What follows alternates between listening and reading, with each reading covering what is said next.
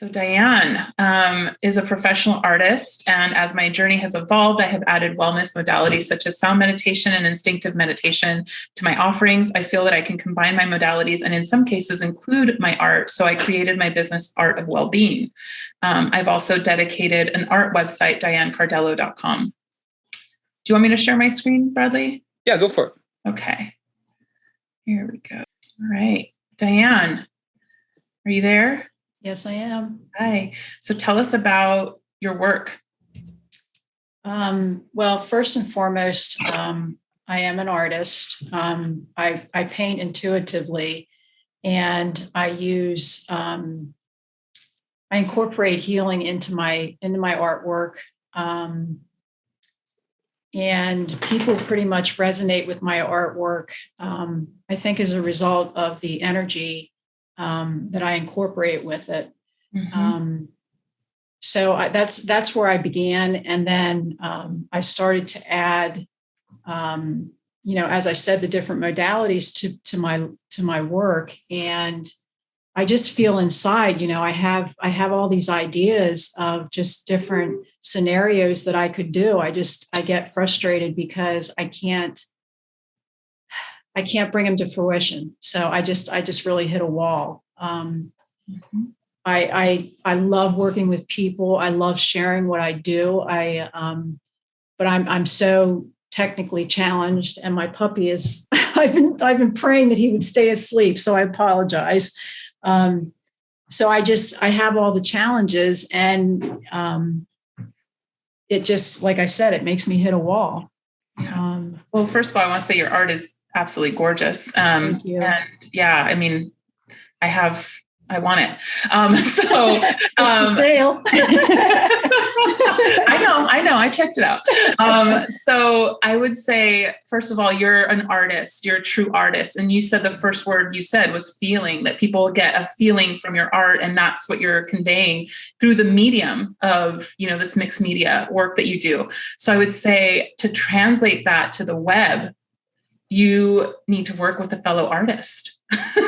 And I wouldn't say this to every single person. If you were just selling an online course or whatever, you don't necessarily need that. But I will say that to translate what you do on a canvas to the web, you do need to work with someone who can translate your vision to that. So hiring a web designer, once you get clear on, you don't have to spend a ton of money. You can source some really beautiful artists actually who can just implement your vision. So I would say what we can help you with, or what, the strategy process will save you a lot of time, money, and energy, is to get really clear about what it is you're offering over here. Because once you're clear about that, I think the thing that's missing on here is your art. I would say, if you're using your art as the medium to translate the healing work that you do, let's start with that. Let's bring them into that experience and that feeling through having your art be front and center. And then my photograph, I did that also. That's beautiful. So make that don't contain it. Make it like an immersive experience. And also then, it's really important. I think right now you're kind of just listing what it is that you do, kind of this a la carte menu. Mm-hmm. But I think that, under services. So that's another thing that, if you wanted, you could put this under about, just so people can get, how do I work with you? It needs to be front and center. And do you have like a center how do you work? Like, what's your space? Well, it's actually back in my home. I had a place pre-COVID and had to shut it down. Mm-hmm. So I'm really working at building it back up, because when I move out into the world to try to incorporate all this, I want a big space. I want to be able to have, like big retreats where you can do like art and the meditation together. Mm-hmm. I love to teach, so I want to be able to teach art classes. Mm-hmm. But, part of what drew me to this, to you guys is, I live in a little town who, they never heard of sound meditation. Mm-hmm. So, I just feel like I have all these mountains to climb, and, educating people as to what it is, hauling my gong and all my bowls out to do sessions with people so they can get a taste of what it is. So I think I need to just step back and, like you said, figure out what is it that I want to put out there and be able to reach the masses in a way that, seriously, I have a 30-inch gong that, I'm lugging to go to venues. And I want to say two things on that. One is we all need to hear this, that this is just to trust that we are being guided to offer ourselves in these ways. This isn't something that's just you and your ego trying to do. So this is a service and people are going to find you. I trust that. So you just need to get really aligned to what is the offering that's really authentic to you, that feels really like what you're here to do and how you want to serve. And then allow it to be really effortless. When people get there, it's just like a big yes, and I will actually send a couple links through Bradley too about other people. If you go to Instagram right now, this is like all the rage. People are finding sound meditations and sound vibration, sound healing. It's like really epic how people are translating it to virtually. So they're doing sound bath experiences through Zoom, which is like, incredible, and obviously not like the real deal, but it's something. And so people need healing. And what we're going to, hopefully we can help you with is just to really package it and to deliver it in a way that can be both virtual and in person, first of all, as an option. And when they get here, that maybe there's something even where instead of this a la carte menu, people don't really know what they need. So take them through an experience, package something that is for maybe first time, newbies to sound bath, or by topic or issue that they're facing. If it's a calming and relaxing, grounding experience, then you sell that. And what does that include? Versus, again, like ordering off a list at a restaurant, which people don't really know. And if you're guiding them through that, then I would create your website in a way to where you're kind of walking them through those experiences. Yeah. And I had a bad experience. The person that created this, I feel so disconnected from it. And I paid good money for it. And it's like, so now I just feel like I need to start over. Well, you're never going to start from scratch. So you learned a lot from that. You have a structure, you have something that came, some clarity that came through. And I will tell people all the time, it's an evolution. If I were to show you my first website, woof, and, but that's how we grow and that's how we get more clear. So don't think that it's all for nothing. You have something there. Now you get to you have the contrast and the wisdom now, I think, and the experience of saying, okay, that doesn't work for me. Here's how it will work better. So, yeah. Awesome. Thank you. That was helpful. Yeah. But your work is beautiful. The intention that what you're trying to create is beautiful, and it's going to come together. Thank you. You're welcome. I love the point that you made about, the sound baths for newbies or something like that. Like just creating an accessible, non-woo-woo experiential way for skeptics to come. Or it could even be sound healing for skeptics, and like creating open door space. When I taught 500 meditation workshops between 2009 and 2012, how I did that, I had my own meditation space, and the door was open 3 to 4 days a week for 2.5 years. And when you add that up, that's a lot of people that came through my door. That's a lot of experience. My reputation grew. That evolved into the online meditation stuff, and that's blossomed into so many other things.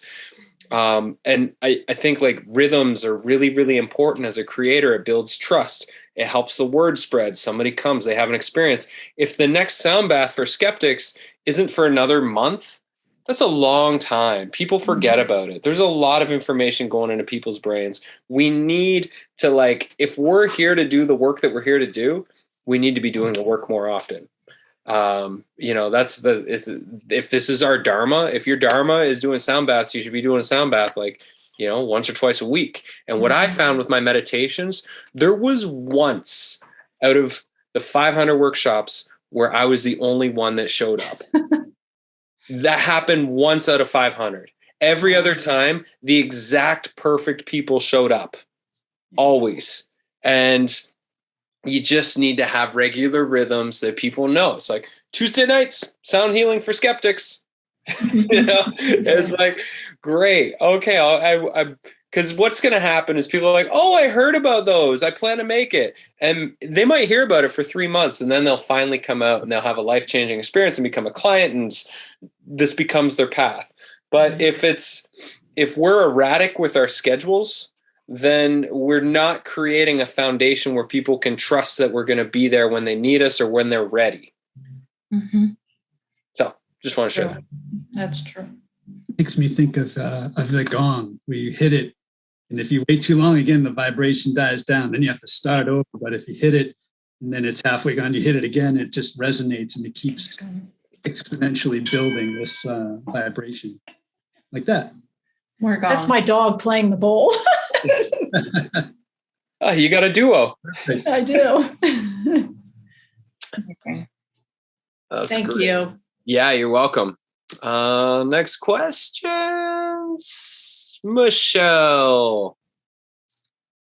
Oh, cool. Thanks. I was just going to ask, because I also do sound healing, and you mentioned doing sound healing over Zoom, but so far, I'm imagining it's just a matter of plugging in the proper type of microphone, because so far, when I've tried to do sound healings over Zoom, it's awful because most of the resonance of varying instruments doesn't carry over.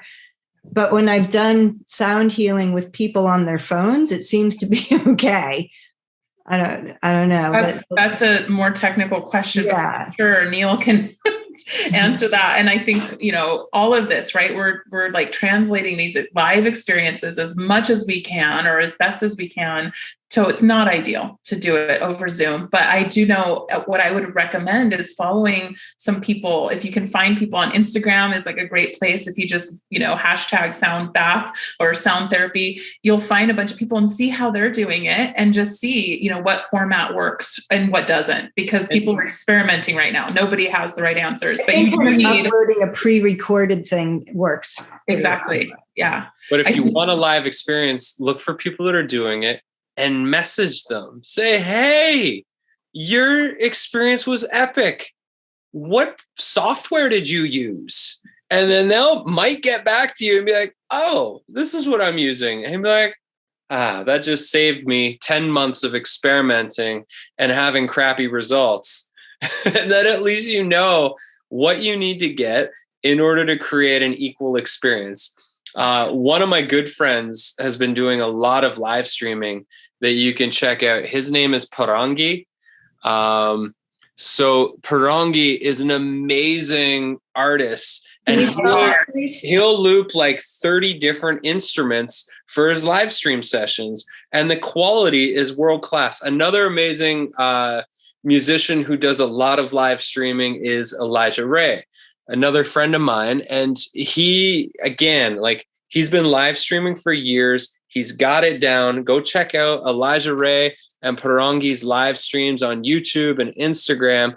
And I mean, these guys, they've been doing it for a long time. So awesome. Check out what they're doing. It is possible to get perfect, crisp sound and experience with what you're doing because others are doing it.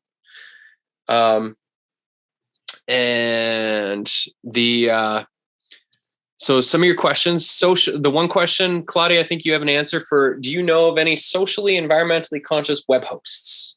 Yeah. So I'm unmuted. Okay. My tried and true is a company called SiteGround. So there are a lot of other ones. I love SiteGround. And I find that it's not just environmentally conscious that you need to look at. It's like the whole package, right? So of all the, and I'll just put, this is an affiliate link, so just full transparency. But if you guys want to check it out, SiteGround is a great option for the speed, the quality, the support. So the thing that I think a lot of the other cheaper ones don't tell you is, yeah, it's cheap, but it'll take you 24 hours to get a hold of anyone. Or sorry for interrupting, but they were actually on the top of because I did a lot of research on this last year, and they were on the top of my list. Yeah, so I'll write something about this, but I had 10 years of a nightmare experience with different hosts and